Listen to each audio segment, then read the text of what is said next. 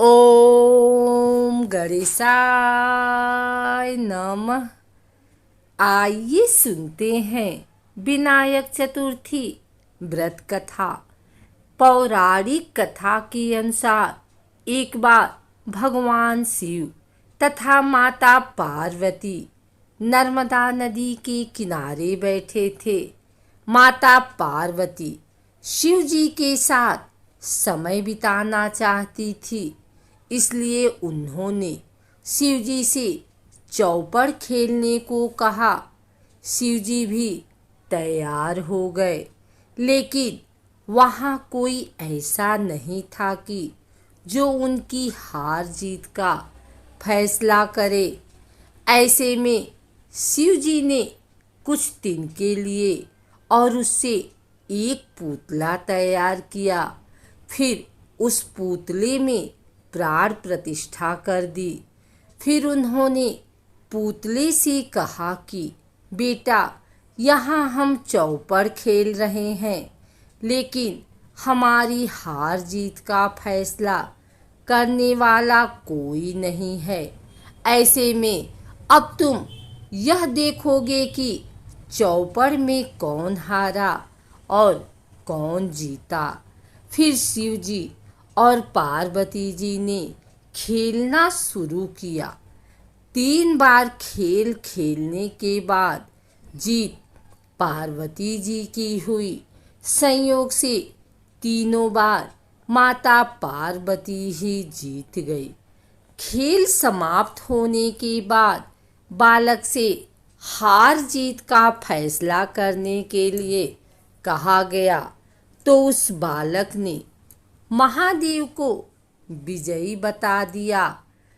जब माता पार्वती ने यह सुना तो वे बेहद क्रोधित हुई। उन्होंने उस बालक को श्राप दिया कि वो लंगड़ा हो जाएगा और कीचड़ में पड़ा रहेगा। बालक ने माता पार्वती से माफी मांगी। उसने कहा कि अज्ञानतावश ऐसा हुआ, मैंने किसी द्वेष भाव में ऐसा नहीं किया।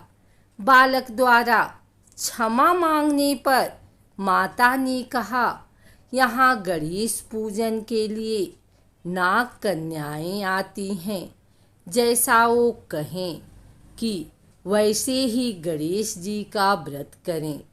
ऐसा करने से तुम मुझे प्राप्त करोगे। बालक को यह कहकर शिव पार्वती कैलाश चले गए। फिर 1 वर्ष के बाद उस स्थान पर नाग कन्याएं आईं। उन्होंने गणेश जी को पूरी व्रत विधि बताई। उस बालक ने 21 दिन लगातार गणेश जी का व्रत किया।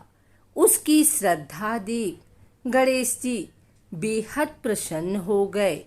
उन्होंने बालक को मनवांछित फल प्रदान किया।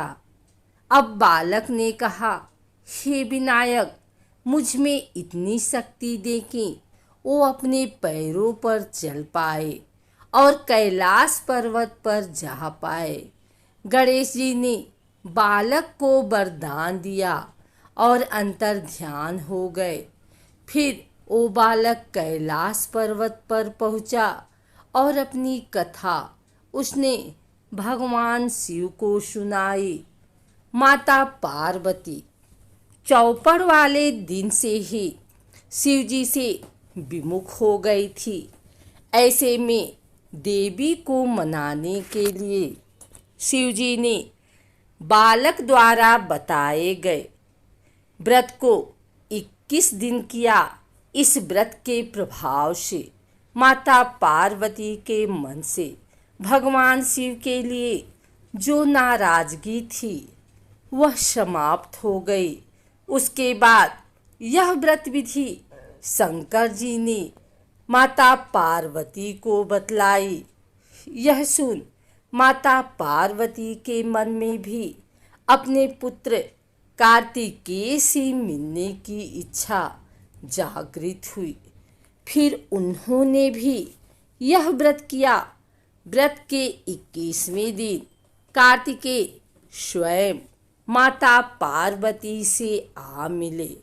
उस दिन से श्री गणेश चतुर्थी का यह व्रत समस्त मनोकामनाओं की पूर्ति करने वाला व्रत माना जाता है।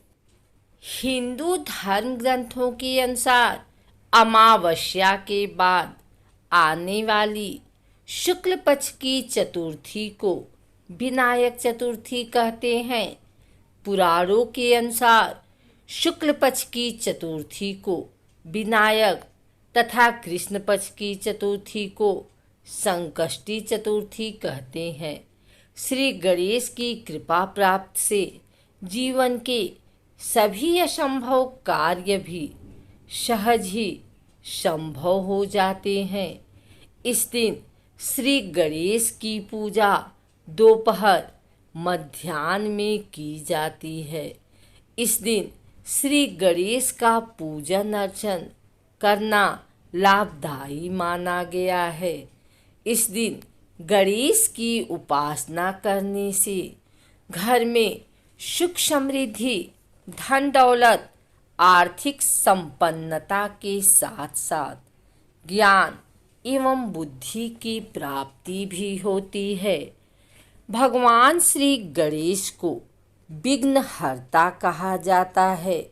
विघ्नहर्ता यानी आपके सभी दुखों को हरने वाले देवता। इसीलिए भगवान श्री गणेश को प्रसन्न करने के लिए विनायक चतुर्थी और संकष्टी गणेश चतुर्थी का व्रत किया जाता है। विनायक चतुर्थी में चंद्र दर्शन करने की मनाही होती है। धार्मिक मान्यताओं के अनुसार विनायक चतुर्थी को चंद्र दर्शन करने से जीवन में कलंक लगता है। इस दिन चंद्रमा के दर्शन करने से बचें। आइए जानते हैं विनायक चतुर्थी के महत्व के बारे में। विनायक चतुर्थी के दिन व्रतधारी ब्रह्म मुहूर्त में उठकर नित्य कर्म से निवृत्त होकर स्नान करे, लाल रंग के वस्त्र धारण करे। पूजन के समय अपने अपने सामर्थ्य के अनुसार सोने, चांदी, पीतल, तांबा, मिट्टी अथवा सोने या चांदी से निर्मित शिव गणेश की प्रतिमा स्थापित करें। संकल्प के बाद भगवान शिव और श्री गणेश का पूजन करके आरती करें। तत्पश्चात अबीर, गुलाल, चंदन, सिंदूर, इत्र, चावल आदि चढ़ाएं। गणेश जी का मंत्र पढ़ें।